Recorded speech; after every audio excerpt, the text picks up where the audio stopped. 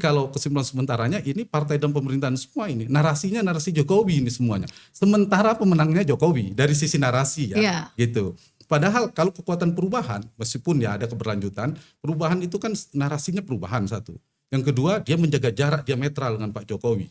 Yang ketiga, ceruk pemilihnya mereka tidak mengandalkan orang yang puas dengan Jokowi, justru yang tidak puas. Nah, yang tiga ini sekarang tercerai-berai. Figurnya, kalaupun menjadi kita perhatikan, Ganjar keberlanjutan, Pak Prabowo tegas berlanjutan, wakilnya juga mau dicari Pak Erik atau Mas Gibran yang sangat Jokowi. Mas Anies sekarang bukan AHY, tapi Caimin. Caimin ini kan di dalam pemerintahan, basisnya NU, yang dia tidak ada problem lah dengan Pak Jokowi. Sehingga udah agak Jokowi ini. Nah, saya nggak tahu kalau kemudian masih kuat. Nah, ini dilema buat PKS menurut saya, mungkin masukan PKS sama Demokrat itu tidak bisa dengan leluasa mengkapitalisasi Anies Baswedan. Kalau Nasdem masih kuat, ada jalan pulangnya. Rutenya masih oke gitu. Ya, artinya gini, walaupun disampaikan oleh Gus Coy juga kemarin bahwa ini nggak ada campur tangannya, walaupun ada tuduhan, ada tudingan mastermind, tapi menurut Gus Coy ini hanya pertimbangan strategis, nggak ada dari orang luar dan sebagainya. Tapi menurut Mas Hanta dan mungkin PKS, apakah artinya ya memang di semua koalisi sekarang ada dalam tanda petik orangnya Jokowi? Iya, bisa. Begitu Kalau artinya pemenangnya siapa tapi gitu. Tapi begini, sebelum ke sana, baik Nasdem maupun PKB realistis ya, karena pertimbangan tiga saya sampaikan, bukan dari sisi Pak Jokowi ya, dari sisi Nasdem, pertimbangan kandidasi pencalonan, kedua eleksi atau elektoral, yang ketiga pertimbangan Jokowi. Jadi bukan Pak Jokowinya, kita lihat dari Nasdemnya.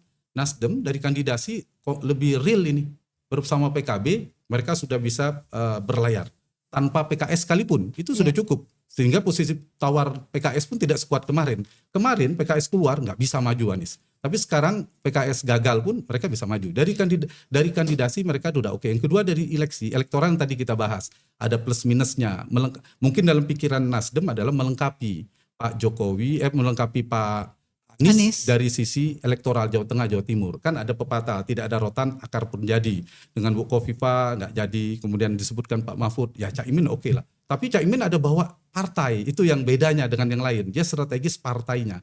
Nah, yang ketiga faktor Jokowi. Bukan Pak Jokowi masuk dalam faktor ini. Dari sisi Nasdemnya, ya paling tidak bisa bukan mengambil hati ya, merekonsiliasi, menjaga hubungan kembali dengan Jokowi. Itu yang saya kira agak Jokowi. Figurnya pun bahkan kalau tripolar ini menjadi tetrapolar, kabarnya Sandi dan siapa AHY gabung, berarti nggak ada orang tanda petik orang yang dekat dengan Jokowi PKS, semua. Tapi nggak bisa cuma berdua. Harus dengan PKS. Betul. Kalau misalnya Sandi dan AHY mau gabung harus dengan PKS, ya kan? Betul. Nah berarti nanti kalau ada 4 pasangan semuanya pada akhirnya diusung atau ada bagian dari partai dalam koalisi pemerintah. Partai dan figur juga. Dengan Pak partai Sandi, dan figur. Caimin ya.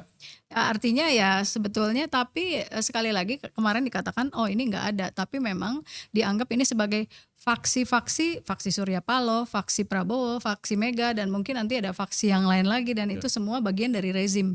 Makanya ketika ditanyakan, misalnya kemarin ditanya kenapa sih kok ketemu Jokowi, karena mungkin masih butuh bukan approval ya, tapi semacam apa gitu, tapi ini tidak diakui juga sih sebetulnya. Tapi mungkin saja. Nah, PKS sendiri melihat ini bagaimana dengan kedatangan Ketua Umum Nasdem ketemu Pak Jokowi setelah memilih atau menjodohkan Anies dan Muhaimin, bagaimana PKS melihatnya? Ya sah-sah saja ya, membangun komunikasi dengan siapapun, termasuk kurang maju kayaknya Presiden RI, saya kira hak setiap partai ya. Tapi bagi PKS bahwa kami sebagai partai punya kedaulatan untuk mengambil keputusan, dan ya lagi-lagi kami harus tegaskan bahwa di kami ada 99 anggota Majelis Syuro yang mengambil keputusan itu. Adapun siapa berkomunikasi dengan siapa, kami juga berkomunikasi dengan partai lain, termasuk misalnya dengan dengan PDIP juga kami berkomunikasi, dan kita menghormati itu semua. Lagi-lagi menurut saya kalau pandangan partai politik tentu saat ini adalah yang kita pikirkan bagaimana strateginya kita bisa menang, bisa mengetahui kira-kira denyut nadi aspirasi rakyat itu seperti apa begitu. Jadi kalau misalnya sekarang mana tingkat kepuasannya Presiden Jokowi tinggi ya, Tetapi tidak semua yang puas terhadap Pak Jokowi memilih partai pemerintah misalnya. Tetapi banyak juga yang memilih PKS atau memilih partai yang lain gitu. Jadi karena apa? Karena saya kira naturally orang juga memilih tidak karena oh kita pro Jokowi atau tidak pro Jokowi. Jadi kalau kita lihat komposisi, kami kan juga rutin ya melakukan survei gitu. Melihat ketika memang ada kebijakan yang populis, memang kepuasan meningkat. Tetapi ketika tiba-tiba kenaikan harga BBM gitu, itu juga mereka juga against dengan kebijakan Pak Jokowi gitu. Ya. Jadi menurut saya pertimbangan partai-partai politik ya ketika melihat misalnya apakah ini pro perubahan atau tidak. Survei kami menunjukkan bahwa saat ini orang tuh inginnya apa sih? Perubahan, ingin ada yang tetap tidak berubah, dilanjutkan, atau ada yang ketiga, yaitu di antara dua, dia ingin berubah dan juga ingin berlanjut. Jadi ternyata ya budaya orang Indonesia ternyata lebih suka di tengah-tengah. Ya, seimbang. Jadi tidak di mau tengah-tengah. nanti berubah, tidak mau semua total berlanjut begitu. Kenapa? Karena saya kira Mas Anies ketika lihat narasinya, beliau ketika ditanya IKN tidak langsung serta-merta oh kita akan tolak IKN.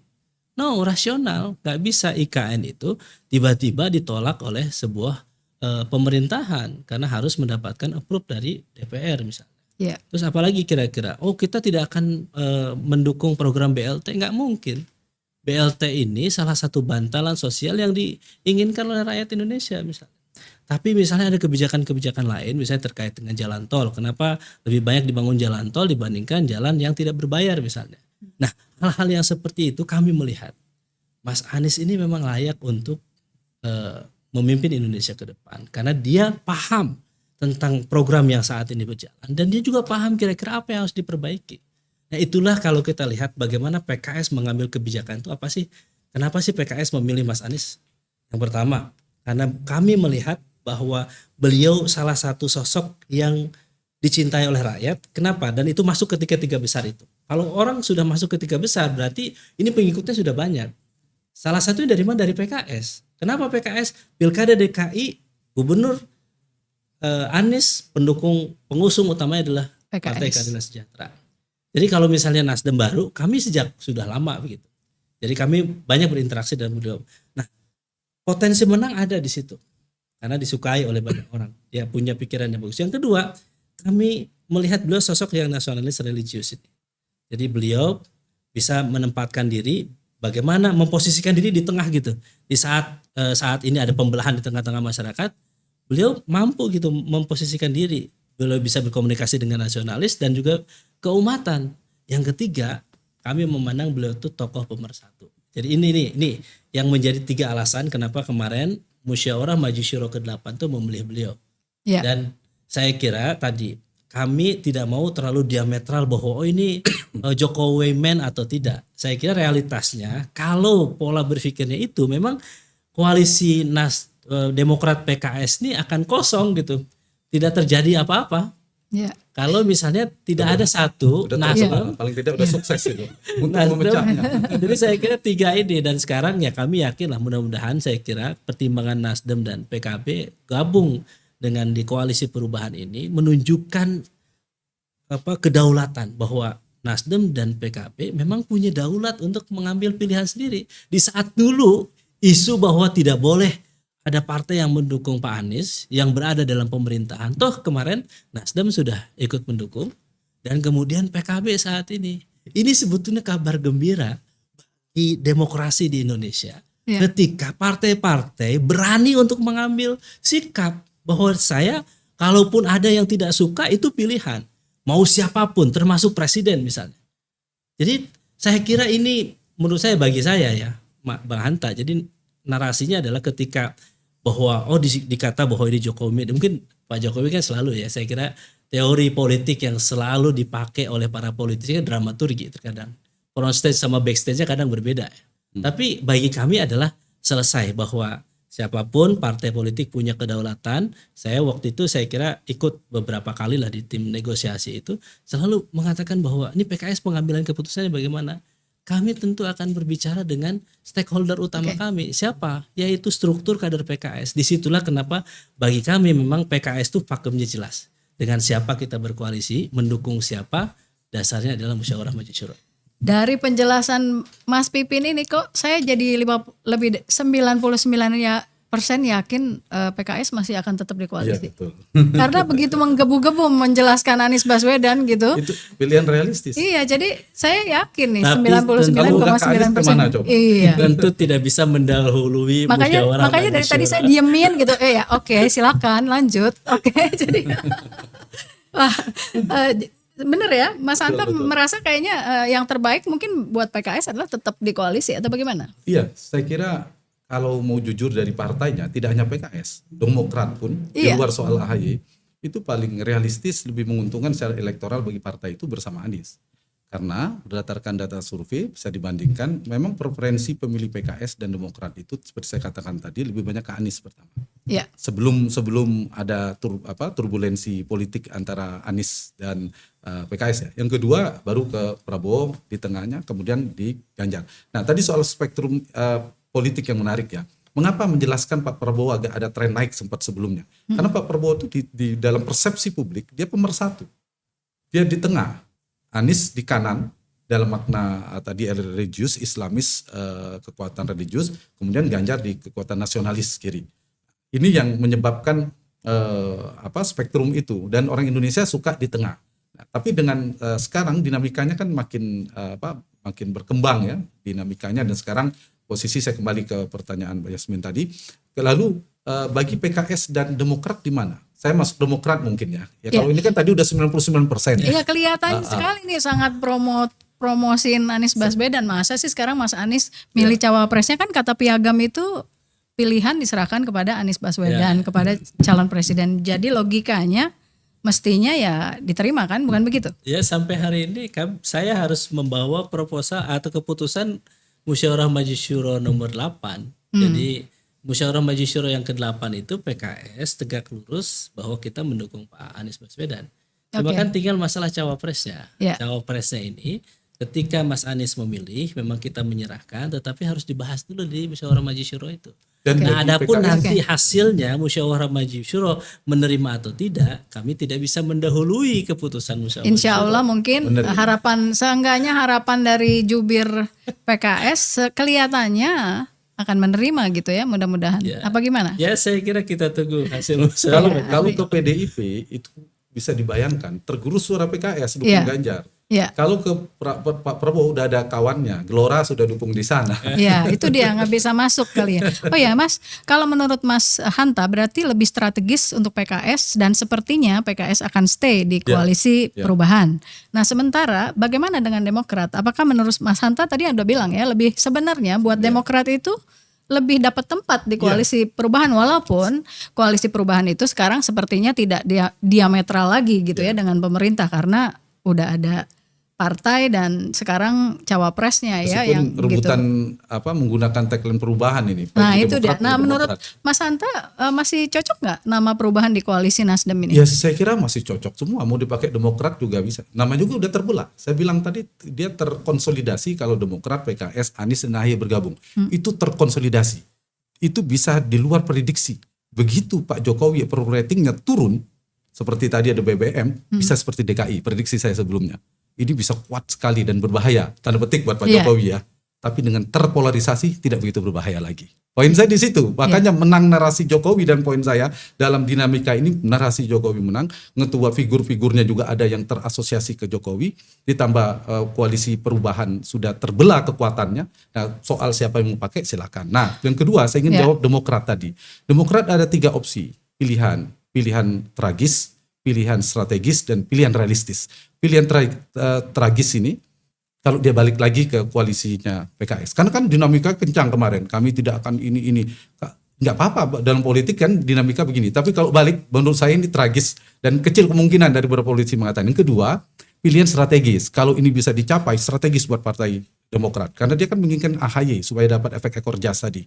Kalau ada koalisi keempat baru, syaratnya sangat berat, tapi harus mengajak PKS tidak jadi mendukung Anies Baswedan, dan P3 cabut dari Ganjar. Kan kecil kemungkinan 3 partai ini. Nah kalau itu terjadi, maka kemungkinan besar AHY betul bisa jadi cawapres, bahkan punya potensi capres, tergantung siapa Sandi dan AHY disebutkan. Tapi kan berat syaratnya tadi, Iya. itu paling strategis. Nah kan sulit, peluangnya tidak besar. Peluang terbesar dan realistis bagi Demokrat adalah bergabung ke koalisi yang dua itu, antara Prabowo atau Ganjar. Tinggal mirip dengan Mas Pipin tadi analisanya, peluang kemenangan, preferensi pemilihnya lebih dekat kemana, kemudian ya kenyamanan mana yang lebih diterima oleh Partai Demokrat, dan saya kira keduanya peluang untuk jadi cawapres sulit. Bagi Pak Prabowo sudah punya nama Erik Gibran, di Pak Ganjar sudah punya nama. Ya kalau dua-duanya bukan cawapres lebih realistis lagi. Kalau misalnya ditawarkan Ganjar cawapres sudah kita nggak perlu analisa pilihannya itu. Tapi kalau sama-sama bukan cawapres, preferensi pemilihnya lebih menguntungkan, realistis, lebih elektoral bagi Partai Demokrat bergabung sama Pak Prabowo, baru ke Ganjar. Ya, tapi gini, tadi kan kita sudah bahas bahwa sebenarnya kok saya udah ngomong 4 ya, Misalnya. kayaknya nggak mungkin ya. Berat Oke ya. deh, berat. Itu berat. doa, Oke. doa Mungkin. PKS. Berat. Oh, doa PKS. Iya. PKS Oh, mau mau juga tuh. Bukan, maksudnya 4 partai yang mendukung Anies. Oh, bukan 4 poros ya, bukan 4 koalisi. Enggak, maksud saya gini, kalau misalnya udah 3, tadi kan kita udah bilang sebenarnya Pak Jokowi harusnya atau siapapun lah yang berharap untuk hanya ada 2 paslon sebetulnya udah nggak relevan lagi, karena di semua di 3 paslon ya, baca pres dan baca wapres ini sebenarnya 3-tiganya udah ada semuanya, jadi nggak harus Nggak lagi usah dong khawatir dibuat. lagi. Iya, tapi kemarin maksud saya gini, saya lihat juga di salah satu TV ya, di salah satu tayangan ada masih ada wacana dari salah satu partai, let's say ya udah kita sebut saja ya PDIP, bahwa masih akan melakukan komunikasi politik termasuk dengan PKB. Jadi Anda melihat masih ada kemungkinan nggak setelah dideklarasikan seperti itu tiba-tiba, karena masih ada harapan supaya ini dua paslon saja gitu. Sepanjang janur kuning belum melengkung, Belum politik pendaftaran, Indonesia belum pendaftaran, itu sangat mungkin. Nanti petanya baru terkunci di tanggal 25 November. Oktober kan dibuka, 25 November jam 23:59. Nah kalau itu udah terkunci. Sepanjang itu belum. Ini kan 1 tahun lebih PKB bersama Pak Prabowo. Lalu tiba-tiba bersama, jadi dinamikanya ada. Termasuk petanya per hari ini tendensinya tripolar, 3 poros. Ya. Anies, poros Ganjar, dan poros Prabowo. Hari ini realitasnya. Tapi ditanya apa mungkin jadi tetrapolar, jadi 4? Mungkin saja. Oke, Kalau tergantung PKS keluar, P3 dan lompat P3 bersama lompat. Demokrat. Iya. Nah, ini tadi dari Jasmine ada yang menarik. Masih mungkin enggak 1, masih ada peluang menurut saya. Ya. Tapi syaratnya juga lumayan, sama-sama 2. Duanya beda. 1, kalau kemudian bipolar ini terjadi, akhirnya memang hanya Prabowo versus Ganjar. Artinya Anies gagal maju. Kenapa gagal maju? Ada 2, terkoreksi. Kalau ternyata dalam perkembangan elektabilitas, misal ya ini pengandaian, Anies elektoralnya semakin merosot, Nasdem, Pak Surya orang yang rasional, ini bisa mengoreksi pencalonan Anies. Yang kedua, dari sisi PKB, tadi kan ada cerita, kalau PKB setia sampai akhir, Mas Pipin sampaikan itu, oke. Tapi kalau ternyata tidak setia sampai akhir, ada dinamika, kita tahu di internal PKB dan seterusnya, akhirnya misalnya Anies gagal maju. Maka akan 2 kekuatan. Atau 2 kekuatan yang lainnya sebaliknya. Anies semakin kuat, semakin tidak terbendung seperti harapan PKS. Elektabilitas Anies sangat kuat, membuat barisan yang lainnya ini dipertemukan dengan satu kekuatan lawan yang sama, mungkin terkoreksi. Ganjar dan Prabowo terpaksa atau dipaksa oleh Kingmaker bertarung bersama, bergabung lagi melawan Anies yang kuat tadi. Misalnya Prabowo berpasangan dengan Ganjar, atau Prabowo berpasangan dengan Gibran merepresentasikan atau Puan merepresentasikan PDIP. Kita tidak tahu, atau sebaliknya. Nah, jadi mungkin saja ada waktu masih 2 bulan lebih loh. 2 bulan ini sangat mungkin terjadi. Tapi kalau saya tanya paling besar kalau kita lihat tensi perakiraan cuaca per hari ini 3. Ya. Tapi tidak menutup kemungkinan 4 dan bisa bahkan 2.